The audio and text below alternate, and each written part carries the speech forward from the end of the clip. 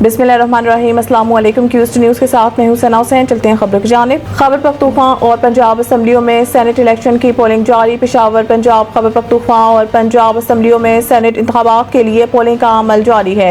निजी न्यूज़ के मुताबिक पंजाब असम्बली में पोलिंग का अमल सुबह 9 बजे शुरू हो गया था, जो शाम 4 बजे तक जारी रहेगा, जबकि खैबर पख्तूनख्वा असम्बली में पोलिंग 11 बजे शुरू हुई, जो दोपहर 4 बजे तक जारी रहेगी।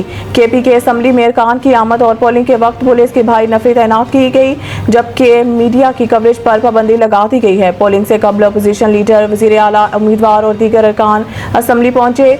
उधर पंजाब असम्बली में सेनेट की एक सीट के लिए पोलिंग जारी है, जहां मुस्लिम लीग नून की जानिब से चीफ वह राना अरशद पोलिंग एजेंट मुकर्रर किए गए। अपोजिशन की जानिब से राना शहबाज पोलिंग एजेंट के फराइज सर अंजाम दे रहे हैं। सूबाई election commissioner Punjab Sharifullah Punjab assembly में सेनेट इंतखाब में प्रिजाइडिंग ऑफिसर के फराइज सर अंजाम दे रहे हैं। इब्तदाई इत्तलात तक पंजाब असम्बली में हुकूमती रुकन राना मोहम्मद अरशद और पीर अशरफ रसूल ने वोट कास्ट कर दिया।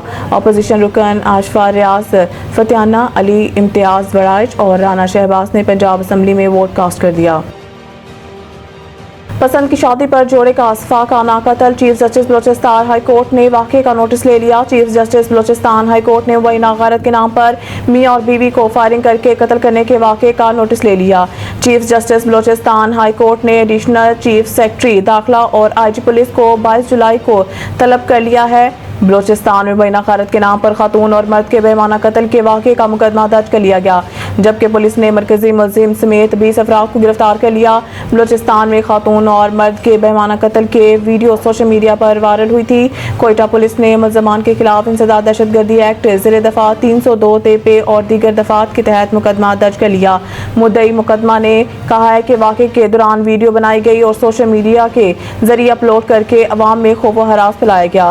फायरिंग करने वालों में शाह वजीर जलाल, टकरी मुनीर, बख्तियार, मलिक अमीर, अजब खान शामिल हैं। सरदार शेरबाज खान ने फैसला सुनाया, खातून और मर्द कारकारी के मर्तकब हुए हैं, इन्हें कत्ल कर दिया जाए।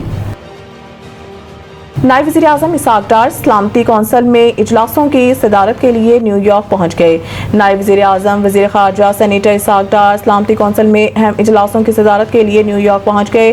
दफ्तर ख़ारजा की जानिब से समाजी राब्तों के प्लेटफार्म एक्स साबिक़ा ट्विटर पर जारी बयान में बताया गया है कि नायब वज़ीर आज़म वज़ीर ख़ारजा सेनेटर इसहाक डार सरकारी दौरे पर न्यूयॉर्क पहुँच गए, जहाँ वो अक़वाम मुत्तहिदा की सलामती कौंसिल में पाकिस्तान के नुमाया इजलासों की सदारत करेंगे। वाज़ेह रहे कि पाकिस्तान जुलाई के महीने के लिए सलामती कौंसिल के सदारत संभाले हुए हैं। Web desk. नायब वज़ीर आज़म वज़ीर ख़ारजा सेनेटर इसहाक डार सलामती कौंसिल में अहम इजलासों की सदारत के लिए न्यूयॉर्क पहुंच गए।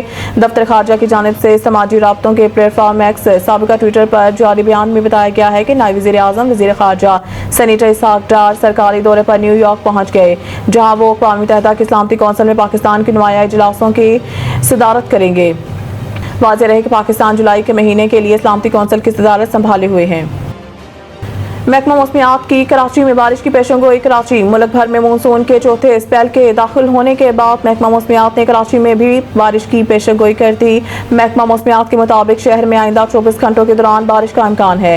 ताहम मौसम गर्म मरतूब जबकि मतलब मुकम्मल जज़वी आबरआलूद रहेगा।